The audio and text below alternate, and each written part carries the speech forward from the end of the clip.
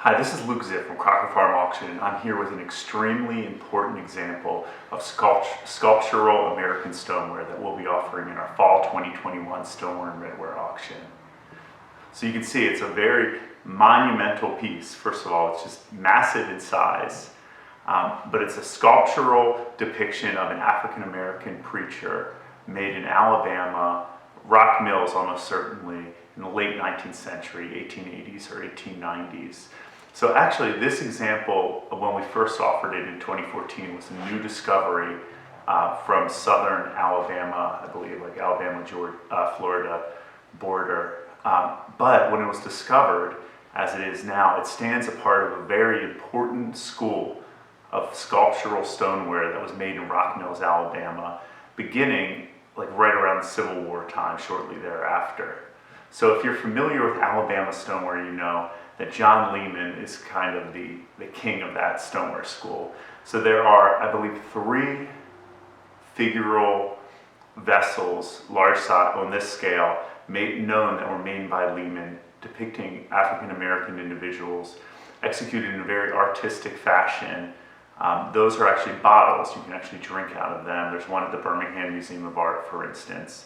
But it's that whole torso form, just like this, this example. So in addition to the Lehman examples, there are others that were made later, but clearly with that influence in that school from Rock Mills, Alabama.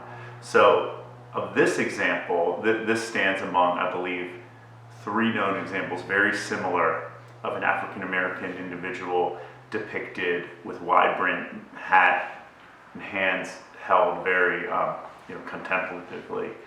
And those actually, one of them is documented in John Michael Vlach's book, The Afro-American Tradition, Decorative Arts. And his commentary, in his research, he unearthed that example was entitled Preacher Man. And so this example carries that same title.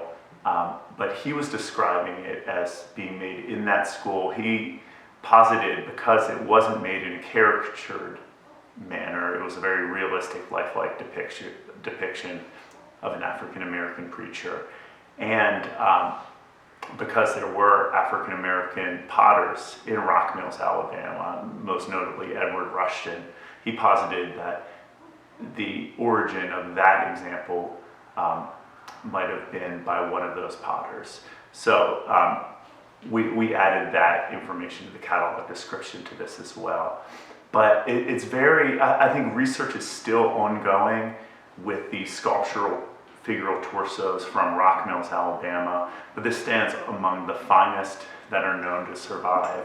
So I'll just show you real quick, all the way around. And what's really significant about this, and I think adds to the fact that he's a preacher, is the cross on the brim of the hat. It's Albany slip glaze with coal painting as well.